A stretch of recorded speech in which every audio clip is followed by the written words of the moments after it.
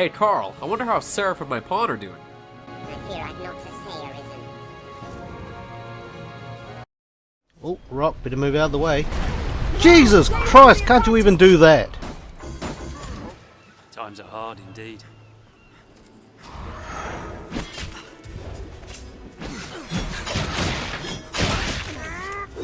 We're taking quick succession. Oh, well done, you killed the guards too. What a useless pawn.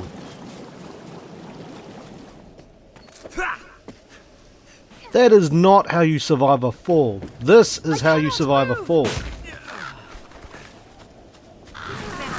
Please move out of the way. Please move before you get destroyed. Please move, you useless Fuck!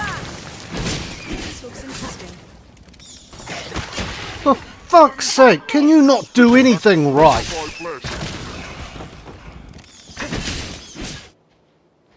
Is everything in order, Master? Oh, do you want to know what I think of you? Well, this is what I think of you, you little piece of shit.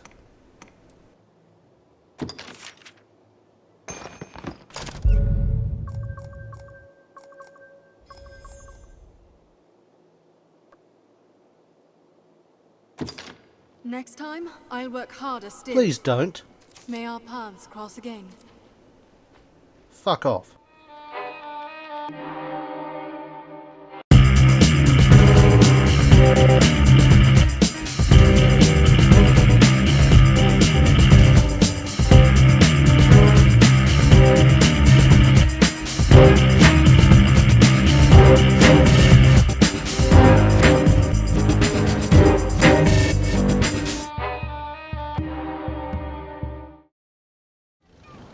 Welcome to a game review of a game I started playing back in August and finally just now got around to beating the core game after getting distracted by a certain other game in a system for a while, and can finally review.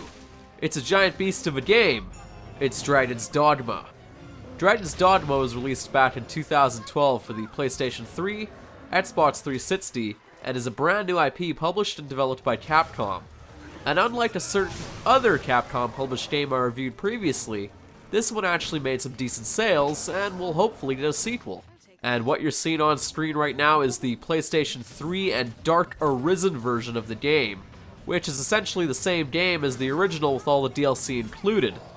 But since I only just recently beat the game, I'll save the Dark Arisen expansion for a separate review, because I'm still trying to beat the post-game stuff.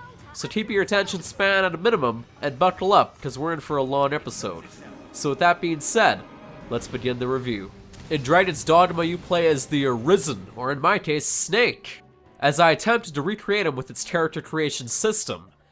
Anyways, sum it up and keep it spoiler free, you have to save the whole world or country or land or what the hell ever of Grancis or Grancius or Grancis or however the hell it's spelt, from the obvious, a Dryden. But not just any Dryden, a Dryden who went and stole your heart. And no, not in that way, I mean literally ripped it out.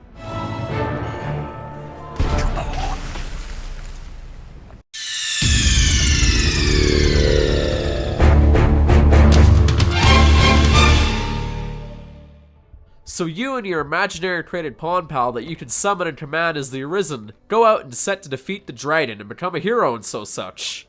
So let's kick things off with the good.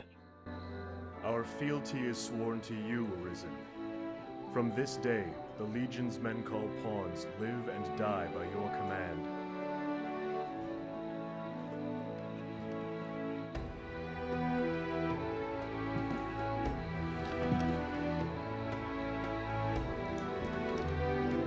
Story-wise, Dryden's Dogma is your pretty typical affair and starts off kind of predictable but still engaging enough to keep you going.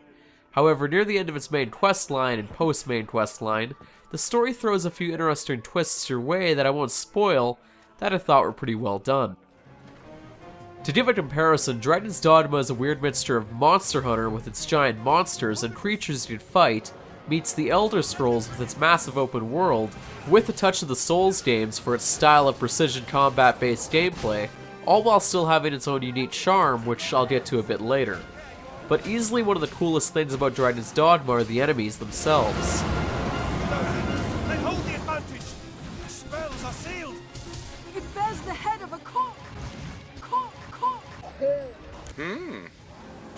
Everything from hydras to odors to chimeras, and the obvious dragons, or worms, or wirems, or however the hell you spell them if you're some kind of turbo nerd, all of which have their own weaknesses, abilities, and take a good long while to fight, and most importantly, all of it's actually fun. Especially against the last boss fight of the game, the big bad himself, the main dragon, which I won't give away too much about, but it's easily one of the coolest boss fights I've done in recent memory. Which brings me to probably my favorite thing about Dragon's Dogma, simply the gameplay and combat itself. Everything from different classes, all of which you can switch between and change at any given time given you have the skill points, as well as different types of weapons, armor, and skills that you can use. The combat in this game is easily some of the best I've seen in any action RPG I've played in recent memory. Dragon's Dogma also offers a fairly unique climbing system which allows you to climb onto your enemies and hit their weak points for critical damage. And things tend to get a little on the crazy side with some of the larger enemies. You can also pick up smaller enemies and toss them off cliffs, for example. Or they can knock you off a cliff.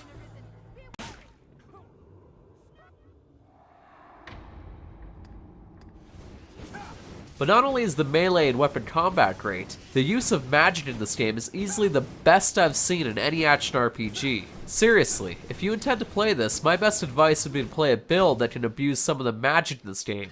For example, the Misted Knight, giving you the best of both worlds with a little bit of melee and magic. You have everything from calling down meteors, tornadoes, and my personal favorite, an electrical whip, as well as being able to shoot energy blasts from your sword, as well as enhancing your weapons with elemental abilities and other neat stuff. The use of magic in this game is absolutely brilliant, and as I've said, is some of the best I've seen so far in any action RPG. But not only that, the game offers a unique pawn system, think Pokemon, but with human-esque slaves. And near the beginning of the game, you get to create your own main and customized pawn that will always pretty much follow you around. I personally just recreated my GTA Online character and went with that. But you can also recruit 2 more pawns to your party from either the Rift Stones, which give you access to pawns your level that you can recruit, or higher level pawns that you can purchase with Rift Points, or you can randomly recruit them from ones that wander around the world itself. But not only that, you can also recruit your friends' pawns. And depending on how far ahead or behind you are in the game, their pawns will advise you of useful quest information if they've already done the quest, and every time you sleep at an inn and save your game, your own pawn can be used by friends or random players, which will then let them gain experience and quest knowledge, as well as earn Rift Points which you can spend on more powerful pawns or items. They can also receive gifts that other players can send to you when they release your pawn. But for some reason I keep ending up with rotting fish.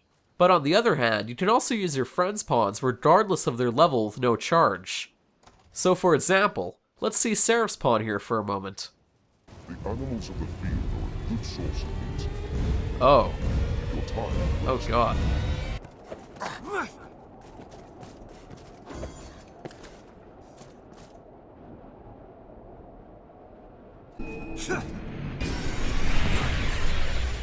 The next best thing about Dragon's Dogma is it'll definitely give you a bang for your buck. The game itself has a ton of quests, from the main story quests, to side quests, to even board quests which you can pick up at different locations.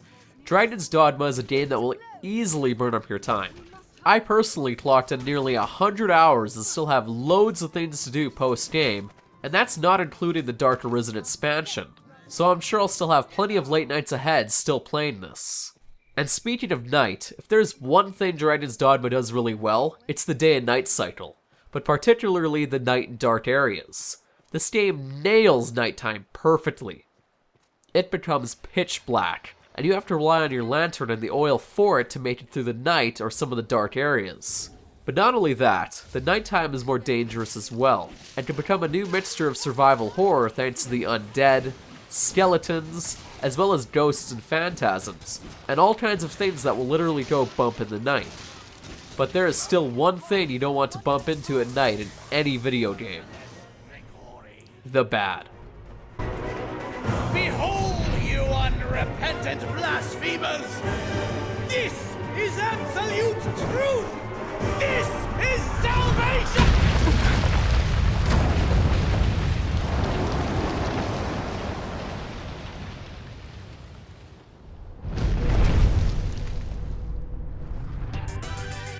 Probably the biggest issue I have with Dragon's Dogma is the fact the game only allows you to have a single save file, and the game autosaves over that single save file.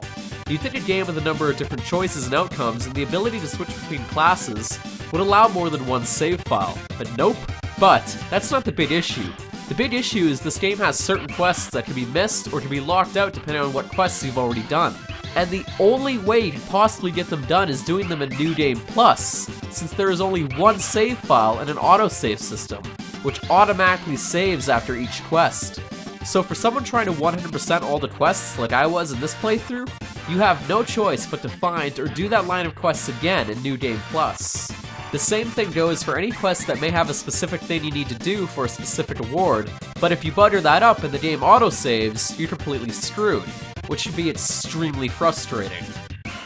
One other thing you can describe Dragon's Dogma as is Running Simulation 2012, since you'll be pretty much doing this between each locations. Which wouldn't really bother me as much if the game had something cool to see every now and then or some random enemy spawns. But for the most part, 90% of the time you take the same road over and over. You'll see the exact same set of enemies on that road in the exact same spots over and over. So expect to kill a lot of wolves and bandits in the exact same spots you saw and killed them last time. One other thing that might bother some, but I wasn't bothered by too much, were the pawns and how they tend to say the most trivial things every 30 seconds. Now there's a fine treat. Bide your time, then strike. Follow the road and we'll be at the encampment in a trice. But now, let's discuss the ugly, where I talk about graphics.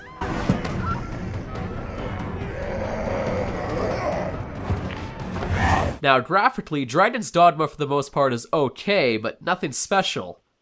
Well, I guess it's special in a sense, like short bus special. One issue right off the bat, just look at the aspect ratio. And no, I didn't do this in editing. This is just how the game looks in general. Why the developers had to put in this weird aspect ratio and resolution to get the game running is beyond me. And it may annoy a few, but I quickly forgot about it personally.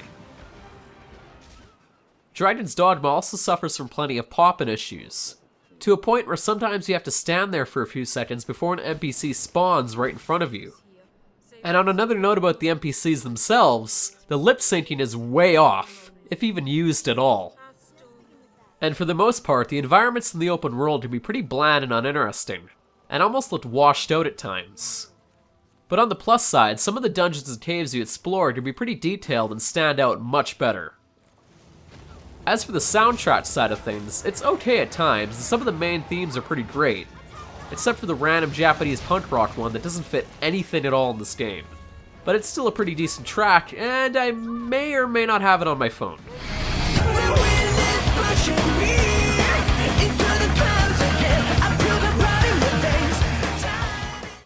But probably still my favorite thing about this game aesthetically is still how well done the night is in this game. Just from how dark it is, and the different enemies that can spawn at night, I thought the day and night cycle was really well done in this game, and to me it's one of the most standout parts of Dragon's Dogma. Overall, Dragon's Dogma is a damn good game for a new IP, and a pretty decent RPG at the end of the day despite some of its flaws. And I feel like the franchise has a ton of potential if they can correct some of the issues with the original game in a sequel one day. So if you have a ton of spare time and you're looking for another great open world action RPG, with some amazing use of magic and proper dragon battles, give Dragon's Dogma a try. But now, it's time for my rating. But my fast traveling, how come I can't get a point A to point B in instant out of 10? Despite some shitty frame rate, this is probably my new favorite Capcom IP in action RPG, so give it a play if you got some time.